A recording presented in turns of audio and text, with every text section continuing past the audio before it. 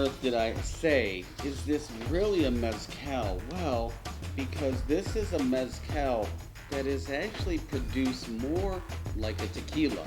We're going to explain a lot of that at the end of this because we got a lot of sampling to do. You ready? Look at this. It's like Wheel of Fortune.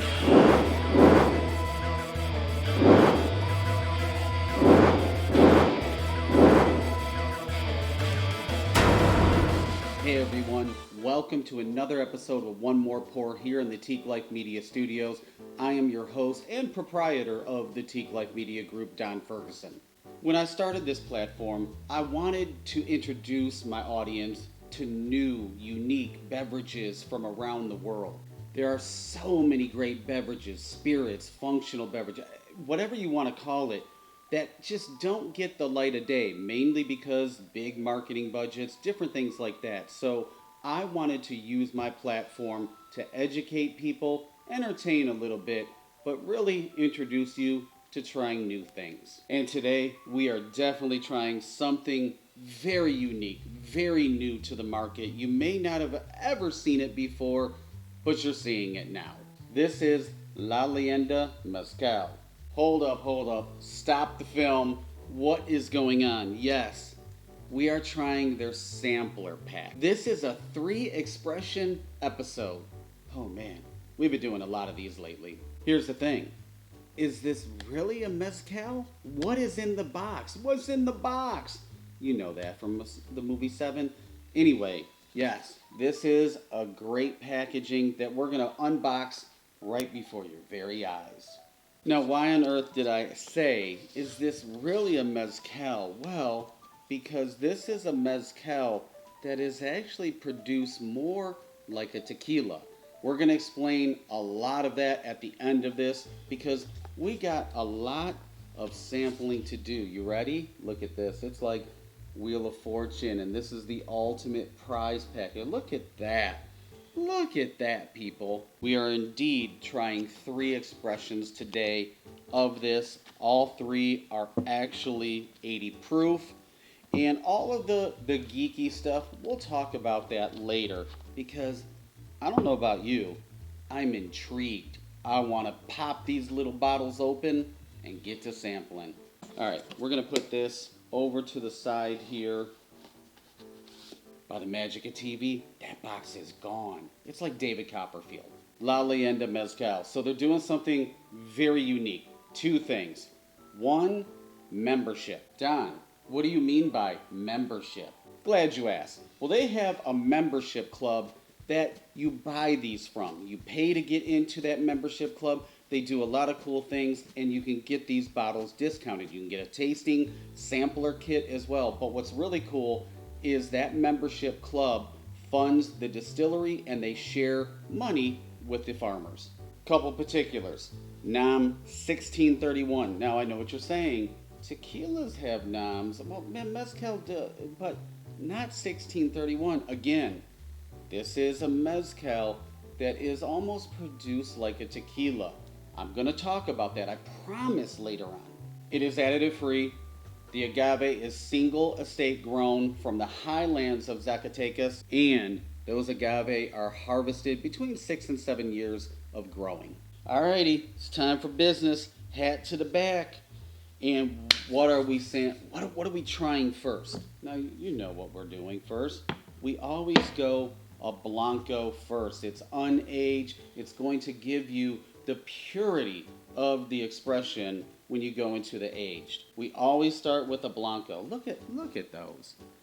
For a sampler, looks beautiful. I love the skull. Really nice touch. For this one, I'm going Glencairn. And because this is a Blanco, then it is unaged. It's clear. We're not gonna, make the jokes about working at home and stuff like that, but we are going to do the swirl. We're gonna open it up a little bit more and test I get it. See, I love when you do that spin. Ladies and gentlemen, it is very important to do something like this to open up an expression so that way you get the most out of it. Drinking should really be an experience. Let's do it. The aroma. The agave.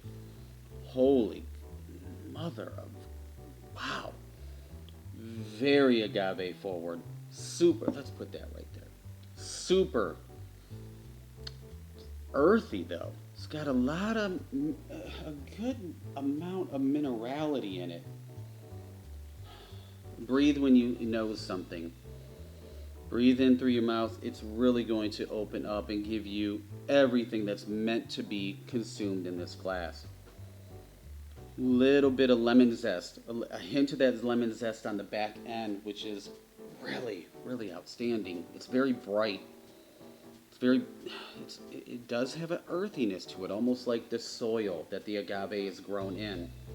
But it is tremendously agave forward. So if you like something additive free, agave forward on the nose, I don't know about the taste yet, but wow.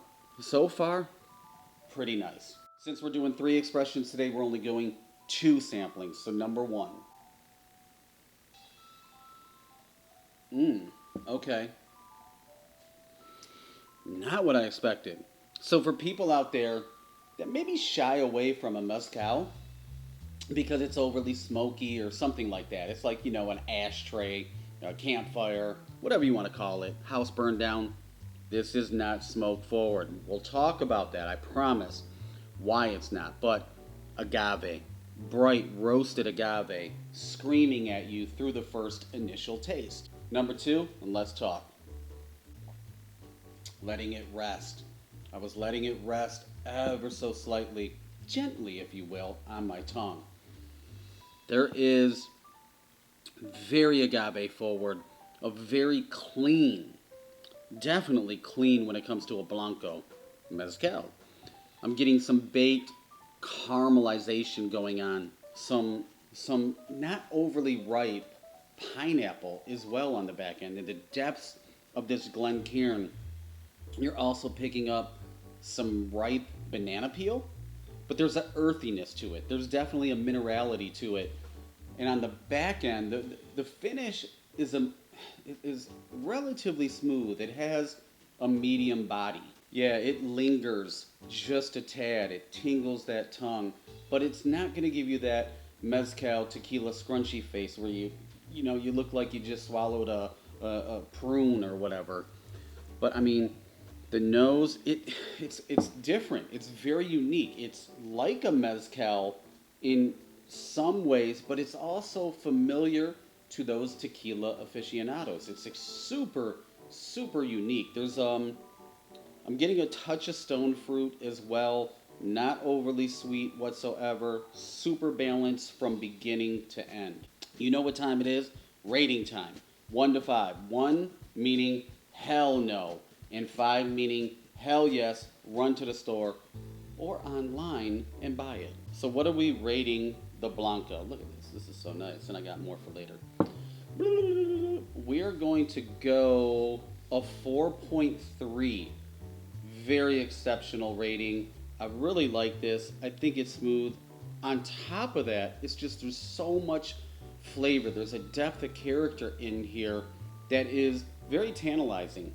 With this, chilled or on the rocks, like meaning whiskey stones or something like that that's not going to dilute it, I bet you it just really opens it up with a lot of those great flavors we were trying. Now we have to cleanse our palate. We have to neutralize it so as we go into the Reposado, we get everything. Oh, that's good. I am ready. Are you? For the Reposado, got to grab a different glass. We're going to do some switcheroo here. It's like 3-card Molly. And the Reposado, we are using our signature competition grade caliber tasting glasses. As we pop, ooh, we got a little pop. Did you hear that? Pop-Tarts. So we're going to do a little bit of a pour. That's about the same as I did with the Blanco. Set this right here, and we're going to let it open up. We're going to let it aerate while we talk about the color, which is a very pale yellow gold.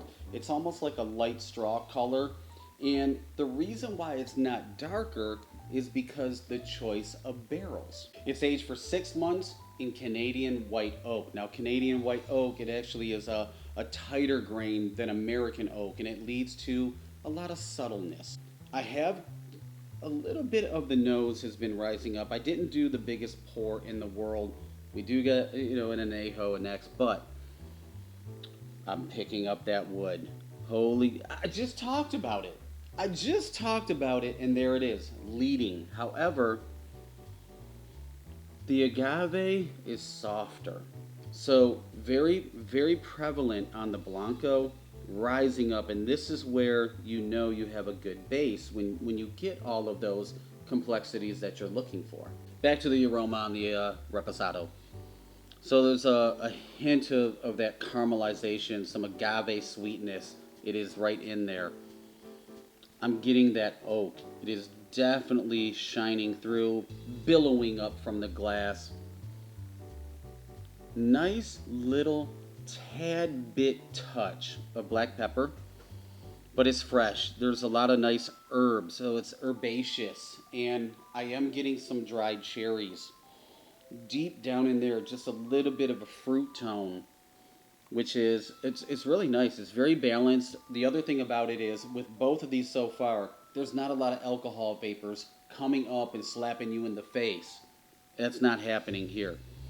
Extremely balanced, nice agave, not overpowering. The wood tone has a really nice touch to it.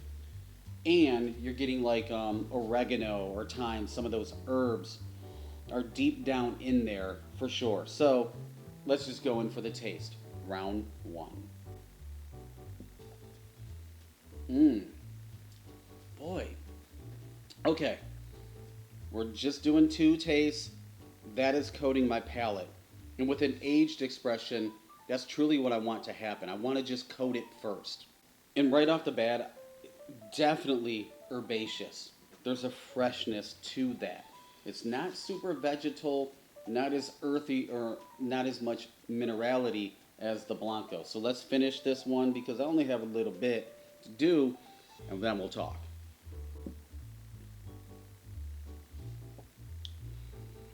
Little touch of vanilla. That black pepper. So there's definitely a pepper. Has a little bit more spice. And I don't know if that's the combination of the oak or what it may be, but there's definitely a little bit more tingling there on my tongue. Herbaceous, just a touch of vanilla.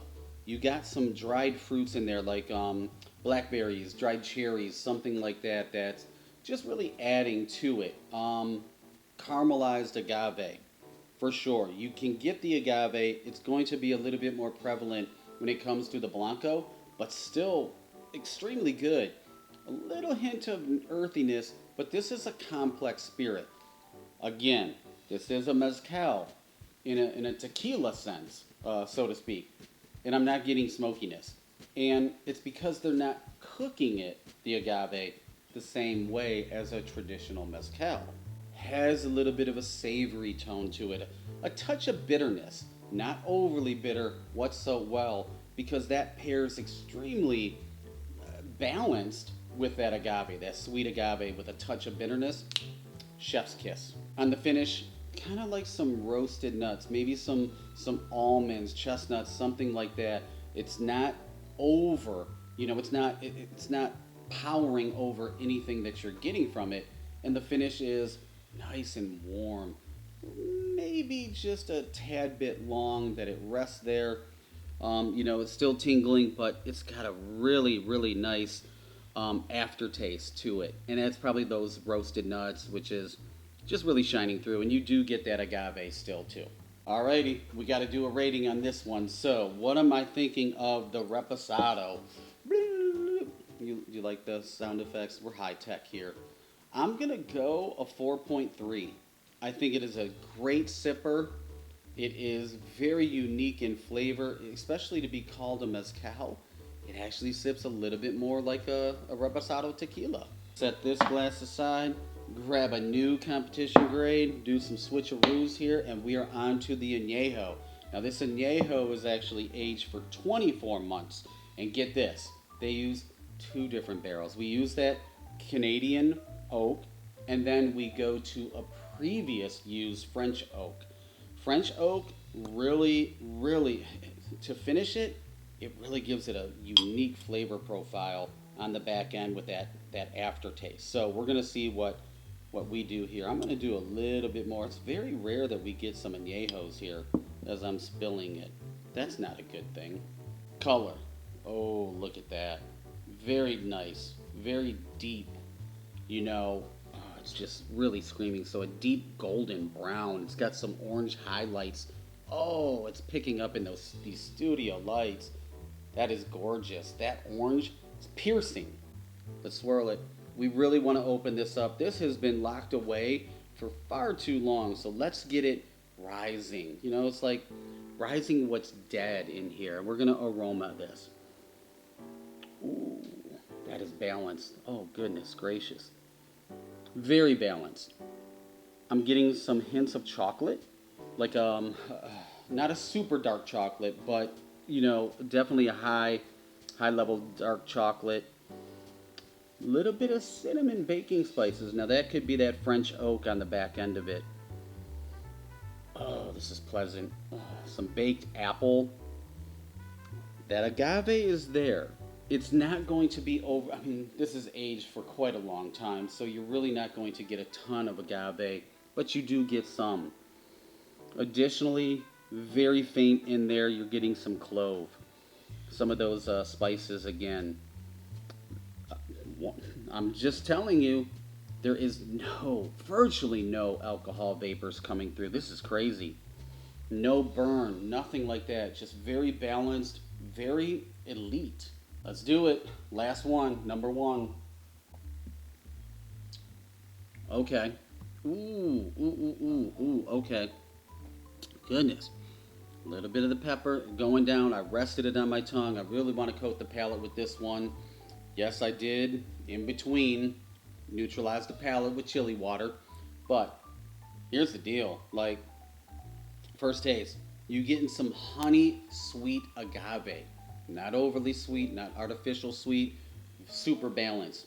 Some dried cherries. So that dried fruit has kind of been a theme so far today. Let's do it. Number two. Ooh. No tequila scrunchy face. Once again, no mezcal scrunchy face. No liquor scrunchy face. Premium doesn't really do that. So, honey sweet agave. Some dried cherries. Also some plum.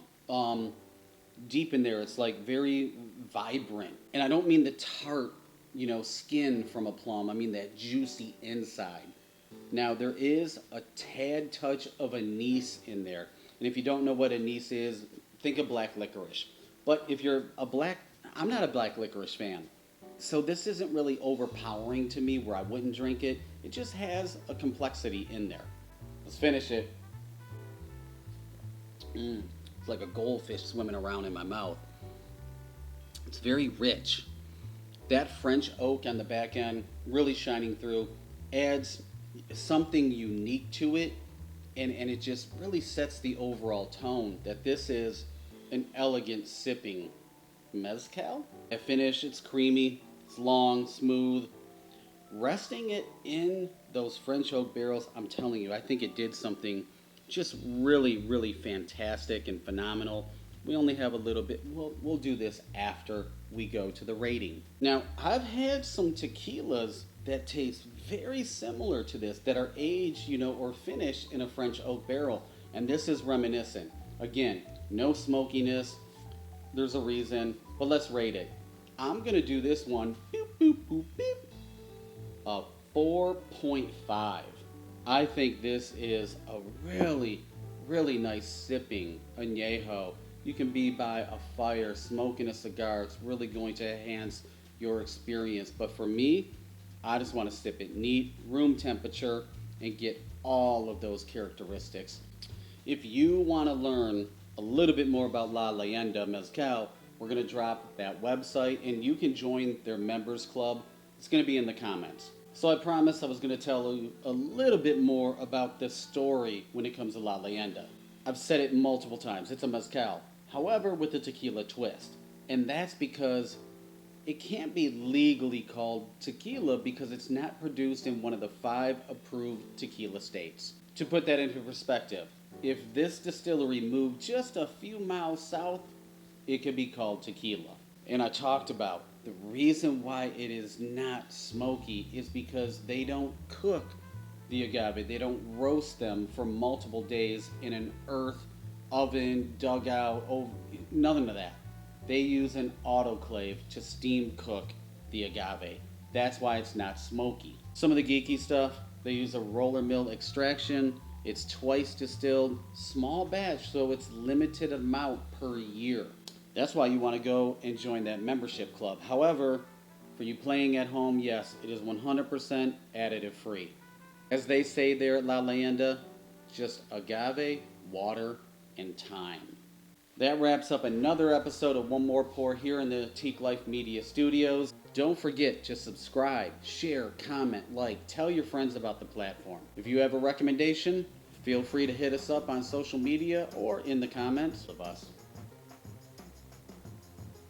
Life's too short to drink bad liquor. Life's too short to drink bad liquor, bad beverages, so choose wisely. We're going to see you on the next episode.